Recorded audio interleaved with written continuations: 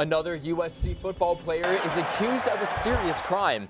We'll have more on what this means for both him and his team. And 2 Asian American Olympic athletes are inspiring a new generation in Southern California. We caught up with some community members to see how.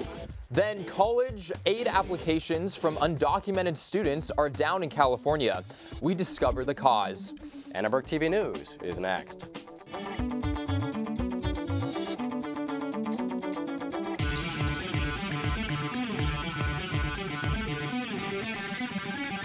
Live from USC, you're watching Annenberg TV News.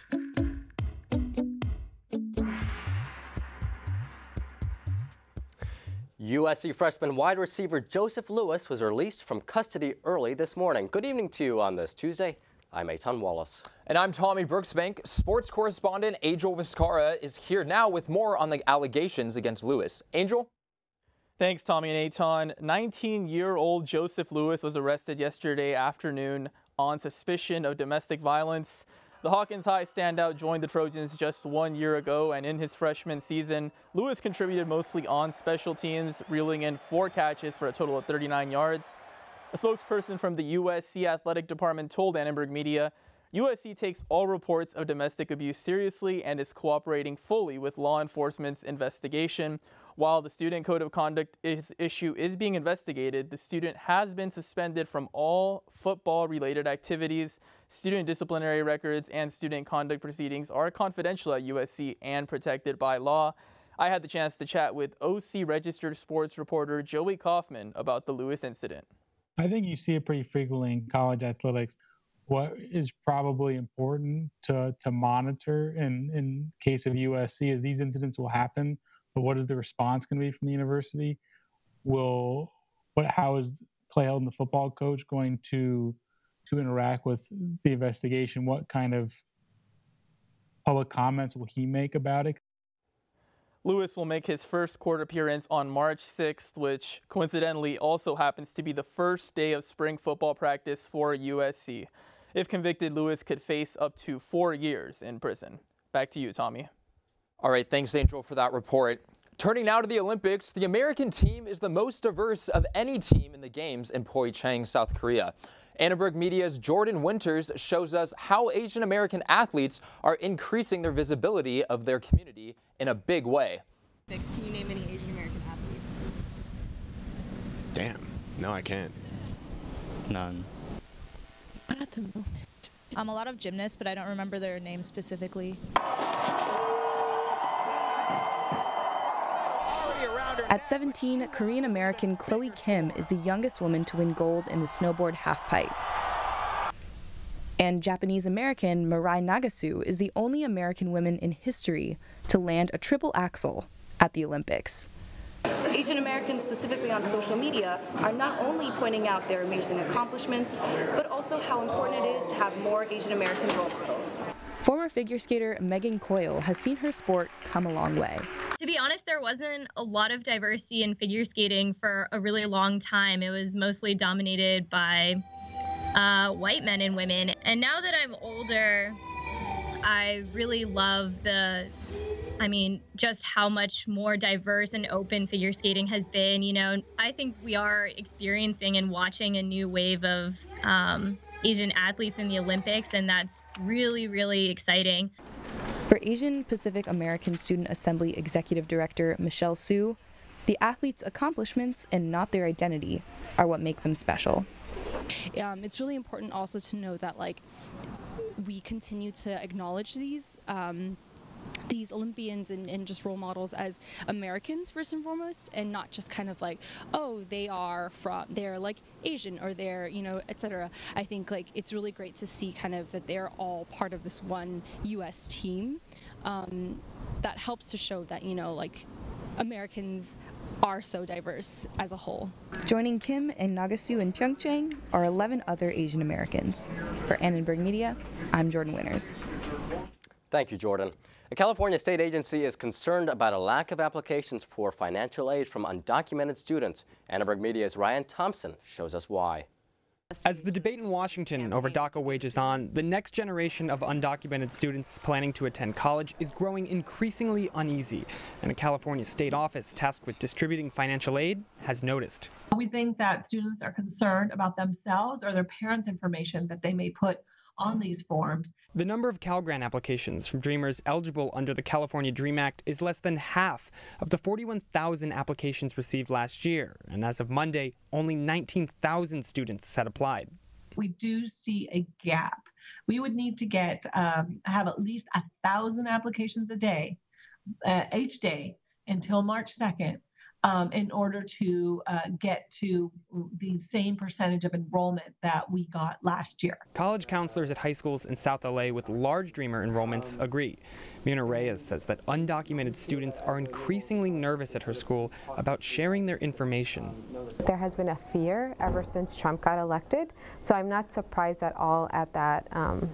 At what you're telling me, because I can see the connection of students feeling like they don't want to share their information because they don't know what the state of California is going to do. The application for a Cal Grant is just one of many documents that need-based DACA students are likely to fill out. On top of this, the GPA verification form, applications for admission, and other private scholarship forms. And people familiar with the college application process say that for most, these are left until the last minute. What we find is that a lot of students do apply towards the end of the cycle. Thomas McWhorter is the Dean for Financial Aid at USC. He says that Dreamer applications received by the university are down from last year, but it's still too early to be concerned. I know the number of Dream Grant applications we have is less than last year, but I won't know really what the final number will be until after March 2nd. But this time last year, I think we thought the number of applications we had in total were low, but by the time the deadlines are over, we're fine. The California State Student Aid Commission promises that students' information is safe with them. In the state of California, our governor, our legislature, and our attorney general, along with the California Student Aid Commission, we will protect your information to the greatest extent of the law. For Annenberg Media, I'm Ryan Thompson. Thank you, Ryan. A second federal judge has blocked President Trump's order to end the Deferred Action for Childhood Arrivals program. U.S. Senate leaders say they're working on a plan for DACA recipients. The Majority Leader attempted to start voting today with an amendment that does absolutely nothing to address DACA, does absolutely nothing to address border security. We need to be focusing on making laws that deal with those two issues, not making a point. We've been talking about this for months. We should be able to discover it in the next few days and hopefully make some progress for the American people on this important issue. President Trump originally set March 5th as the date to end the immigration program for Dreamers. The judge's ruling might mean the deadline is delayed. Well, back here on campus, students at USC will get the opportunity to hear from a former California governor tonight. Let's check in with political reporter Nyanika Kapoor for more on his visit to campus. Nyanika. Thanks, Eytan. Former California Governor Gray Davis is speaking at the Annenberg Forum. He was the first Democratic governor in 16 years when he was elected in 1998 and is also the only California governor to ever be recalled. We talked to Bob Shrum of the UNRWA Institute about Davis's legacy and what to expect tonight. I think that one of the things that we can do here, and that we've tried very hard to do, is to let students have exposure not just in textbooks, not just in newspapers, but face-to-face with people who actually help shape the American political environment. This event is part of an UNRWA Institute-sponsored political conversation series. The goal is to bring well-known politicians and policy experts to campus. Former White House Communications Director Anthony Scaramucci is scheduled to appear March 6th. Back to you, Tommy. Thanks for that report, Nyanika. The family of a South Los Angeles 16-year-old shot and killed by Los Angeles County Sheriff's deputies is filing a complaint against the department. This young man was a 16-year-old child. He was a youth who was shot and killed unarmed by sheriff deputies. So this has an impact on everyone in South Los Angeles, and certainly the students should be concerned, if nothing else, about social justice. The teenager was shot and killed more than a week ago. Sheriff deputies say Anthony Weber was carrying a gun, but the family spokesman says no weapon was found. One other news today, the City Council unanimously approved a plan to use trailers to increase temporary housing for the homeless. 5 trailers capable of housing around 60 people will be parked on a city lot near Skid Row. The trailers are a new strategy for the city in its fight against homelessness. In a statement to Annenberg Media, Councilman Jose Huizar explained why the new approach is needed. He said, quote, "As we come up with a long-term solution, we need some more immediate things, and these trailers are what we are able to come up with. If we can get individuals there in one center as opposed to being scattered out, we hope that within 6 months, we see less encampments." This temporary solution to the housing crisis follows reports that homelessness in Los Angeles rose 20% last year. $300,000 in illegal bribes. That's how much money Israeli Prime Minister Benjamin Netanyahu is accused of accepting from a pair of billionaires. Today, Israeli police recommended that Netanyahu be indicted on bribery and breach of trust charges. In a televised speech, the Prime Minister denied the allegations. I think about the good of the country, not for personal reasons or for the press, but only for the country, and nothing will stop me from doing this. Not even the attacks against me. And believe me, they are never ending, and therefore today isn't any different from any other days which I've been through in the past 20 years. Netanyahu is also accused of giving special treatment to a newspaper in exchange for more favorable coverage. The Prime Minister has vowed to stay in office and even run for re-election in 2019. Coming up next, the 80s and 90s themed fashion show for International Condom Day raises HIV awareness. We'll take you to the runway in Hollywood. And up next, we'll show you how Los Angeles is celebrating Fat Tuesday. Soon, riders may not be able to rent horses like this one when they come to Griffith Park. I'll tell you why coming up. Recently, our country has witnessed catastrophic devastation. Hurricanes and flooding have upended lives and livelihoods. Across this great country, Americans have answered the call. That special calling that compels us when others are down to step up and do whatever it takes. America's at her best when, against all odds, we come together and lift each other up. Please donate to oneamericaappeal.org. America needs you. Thank you. Thank you. Thank you. Thank you. Thank you. Listen, I realize that I'm not perfect, but it all really started to change because you judge me for having a problem. No one is going to know that I need help. I need help. I know that no one is going to judge me for having a problem. I realize that I'm not perfect, but it all really started to change because you listen. Bye-bye. Hi. Hoping for a crisp breeze to help keep you alert. Oh, he took a sip of water too. That'll probably help. You were probably going to turn down the radio too, so you could focus, right?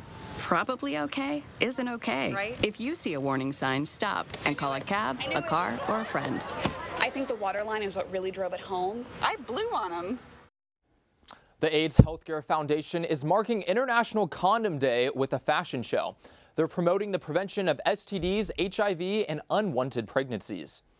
Men and women in the fashion show dressed in 1980s and 90s inspired outfits. The celebration in Hollywood also provided free HIV testing, and organizers handed out condoms to promote safety and STD awareness. February 13th, the day before the Domestic Day of Love, on February 14th, we realized people need to remember, have fun, play safe. We try to do different activations like this that are both inviting, people don't feel uncomfortable, communities involved. So by doing these different things, we just hope that we just destigmatize and just allow everybody to come in together. The fashion show in Hollywood was one of 117 events the AIDS Healthcare Foundation hosted worldwide to celebrate International Condom Day. The Big Easy is firing up again. It's Mardi Gras, the celebration that brings thousands together in New Orleans every year to observe the last day before Lent. But festivities are taking place across the country, not just in Louisiana. Celebrations are kicking off tonight here in Los Angeles. Annenberg Media's Brittany Hope is live at the Farmers Market in the Fairfax District, joining in on the Fat Tuesday fun. Brittany, tell us what you see. Eytan, I am so excited because I finally got my Mardi Gras beads and I didn't even have to go all the way to New Orleans to get them. The original Farmers Market is no stranger to celebrating Fat Tuesday. In fact, this is their 29th annual Fat Tuesday celebration. I'm pretty sure you can hear the blaring saxophone behind me, but the jazz band just started playing. People over to my left are lining up to get the jambalaya, the gumbo, and even those delectably sinful beignets. So people in Los Angeles are able to get a real taste of New Orleans right here at home. I actually have with me two people who celebrate Fat Tuesday every year here at the Grove. Steve and Tammy, if you could join me over here. Thank you so much for joining me. So the moment I walked in, the first thing I noticed was the hats. Can you tell me a little bit about them? Hi there. We're here at the Fat Tuesday celebration, or Mardi Gras as better known in New Orleans. We're here celebrating because we've been doing this for over 20 years. I'm an attendee, have been for many years, and my friend Tammy here, of course, is a bartender here at the bar. I'm doing a busman's holiday today. She's enjoying the holiday today. I am. I made myself a colander hat because my friend here has been going through a treatment for brain tumors, and it's a weird thing, and so I said we'd have to do tinfoil hats, so here I am with a colander hat. It's wonderful. And I have a special hat on too. It was made for me. It was a gift. My gift. This is I can't even say this, but I was the Grand Poobah of the Threadhead Patchery this past year, 2017. It's a social group in New Orleans that celebrates every Tuesday in the days between. I'm sorry, I'm going to have to wrap you up, but Steve and Tammy, thank you so much for joining me. Everyone have a wonderful Fat Tuesday. Live from the Farmers Market, I'm Brittany Hope. Back to you at the desk. All right, thanks, Brittany. It sounds like it's a lot of fun out there. Turning to weather, it has been pretty cool the last couple of days, huh? It really has, and even rained last night. Let's turn it over to weather forecaster Paula Alonze with the latest. Paula. Thanks, Eytan. So yeah, like we said, everyone was talking about how unseasonably warm it was last week. Well, this week and today particularly, it seems like things are back to normal in the mid-60s for this time of year. So today, or tomorrow, it'll be 70 in Palm Springs, so it'll be really nice, probably pretty dry out there, and then up to 40 in Big Bear, so we might be seeing a little bit of snow. And then in the Thousand Oaks area, we see it's 66, and a little cooler at the beach in Malibu at 62. And then over in the USC area, it'll be 67, and pretty much in the mid to high 60s in the entire area. For the 5-day forecast, we see that things will be in the 60s until the weekend, and then it'll the temperatures will raise a little bit up until almost 80, and so if you're planning on enjoying All-Star Weekend, it'll be a really nice weekend to do so. So the 2018 Winter Games got off to a rough start for some Olympians. Several events were postponed due to high winds, and some qualifying events were even canceled. The women's freestyle skiing qualifications were canceled on Monday. Winds up to 40 miles per hour literally knocked athletes off their feet. The cancellation means everyone advances to the next round. These gusts are expected to continue tomorrow and die down by Thursday, but they may be back again by Saturday. All right, sounds like they're having some winter problems over there. Thanks, Paula, for that report. Thank you so much, Paula. And locals and tourists alike have ridden horses from Griffith Park. Locals and tourists alike have ridden horses from Griffith Park horse rentals for nearly 50 years. But in May, the stables will be closing. As Annenberg Media's Cole Sullivan reports, the reason why isn't quite clear. 2-year-old Isaac knows what he wants to do. I ride a horse. And he's not the only one. For half a century, thousands of people have ridden horses from Griffith Park Horse Rentals. Well, we are the busiest horse rental in Southern California. Julie Shad owns the business. There you go. This was exactly my dream. But now, Shad and her 55 horses need to mosey on. We don't know where we're moving to, but we are moving. Her lease is ending. And for the first time, the LA Equestrian Center, which operates the land, isn't renewing it. Unexpected, but we've come to terms. But exactly why Griffith Park Horse Rentals is closing is a little bit of a mystery. Shad says she can't talk about it because of legal action. I really can only say that we are leaving. And she's taking the horses with her. We tried to talk to the LA Equestrian Center, but no one was available for comment. According to online records, Shad has sued them 3 times in the last 5 years. She didn't want to talk about that. Unfortunately, my hands are tied. I really can't.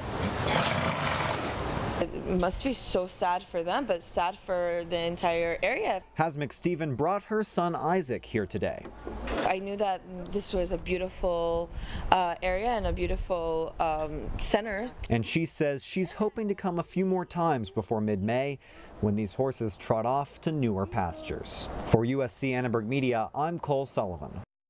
Thank you, Cole. And I know that it's already spring semester, but it sure feels like we're talking a lot about football. Here is our sports anchor, Jody Storm Sullivan, to give us a preview. Jody. You know, that's right, Eytan. All we have here at USC, or it isn't really USC if we're not talking about football. And sorry to break it, but we got more football. But I have some happier news here with some good news of our football coaches. And another USC team is trying to match up to the lofty expectations set for them for preseason.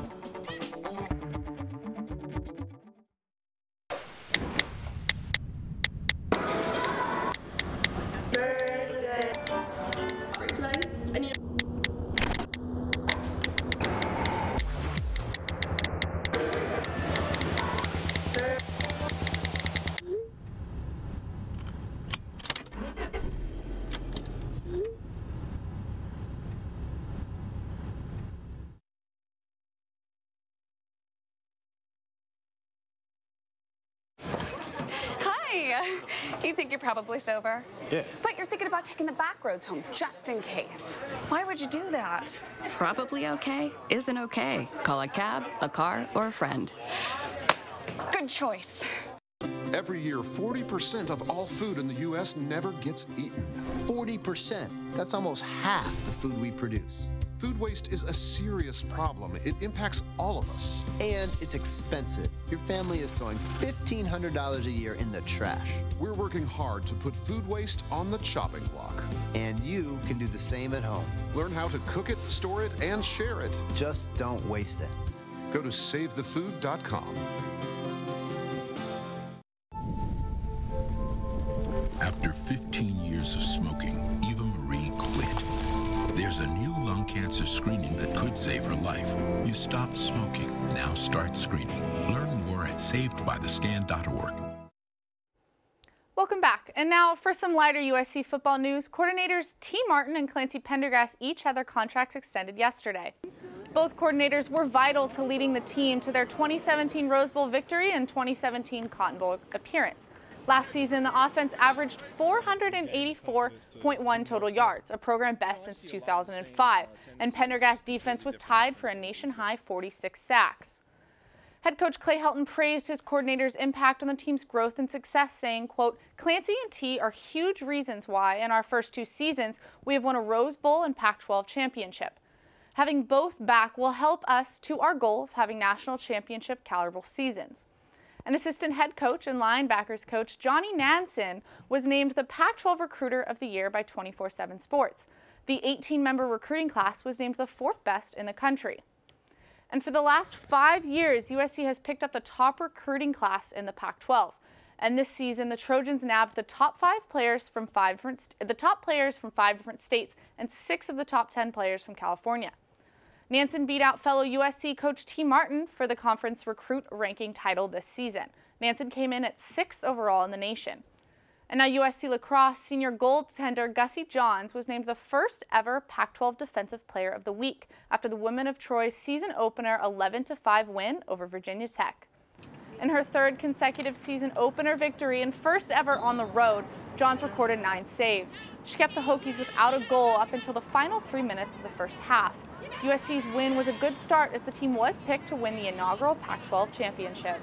It doesn't matter if you're picked to win, it's what happens at the end. So, we haven't really thought twice about it. We know with this group, being a young team, that we can really improve throughout the season. And, the games that we have early on are really going to prepare us for conference. The number 8 team is coming off their 3rd straight bid into NCAA tournament and back-to-back MPSF conference regular season and tournament titles. This young team will work to replace key seniors like two-time MPSF Player of the Year, Michaela Michael. Lost a lot of upperclassmen last year, seniors who graduated, especially on the attack. So just trying to build off of like what we learned last year, and we have a lot of new players coming in as far as transfers and freshmen. The women of Troy will play in the Orange County Lacrosse Showcase on Friday against number 2 Stony Brook.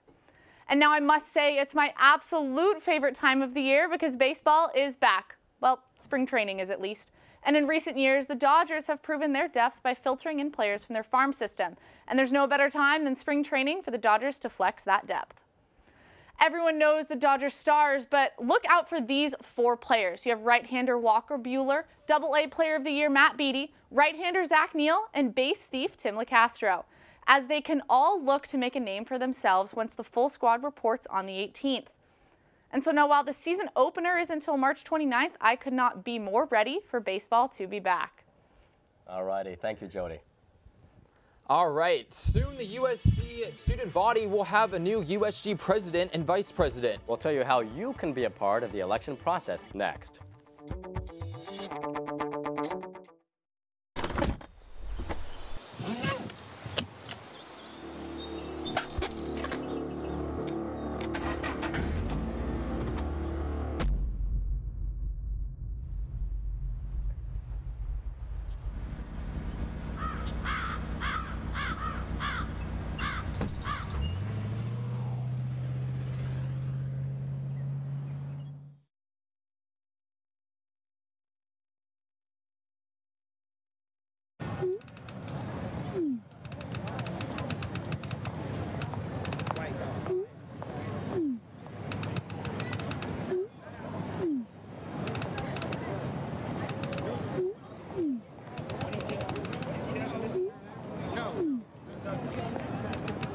Don't ignore the subtext. It's on us to intervene in sexual assault. Because we can. Take the pledge at itsonus.org. Hey, look, it's those guys. Are you good to drive? I'm fine. How many did you have? I should be fine. You should be? Go and step out of the vehicle for me. See ya, buddy. Good luck. So turns out, buzz driving and drunk driving, they're the same thing, and it costs around $10,000. So not worth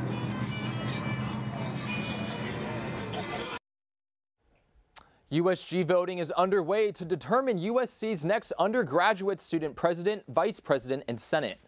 Students at USC don't have a great track record when it comes to turning out for student elections. A food truck parked along Truesdale throughout the week is an added incentive to vote. Have you guys had a chance to vote yet? I know it just started. Well, you know, I must tell you, it is so integral to our democracy to vote, but it's a nice way of saying no, I have not voted yet. I hope to. Yes. How about you guys? It should be good. I'll be excited. I know that we can do it online, so it should be pretty straightforward and easy. Probably going to just do it from my phone. Alrighty, and Paula? Right. I'm not sure that grad students can vote, but I'll look into it and I'll definitely encourage as many undergrads as I can. Actually, that's an important point. Thank you for mentioning that. Enjoy the voting, everybody, and thank you for watching Annenberg TV News. From everyone at Annenberg Media, I'm Eytan Wallace. And I'm Tommy Brooksbank. You can watch us on the web at uscannenbergmedia.com. Good night.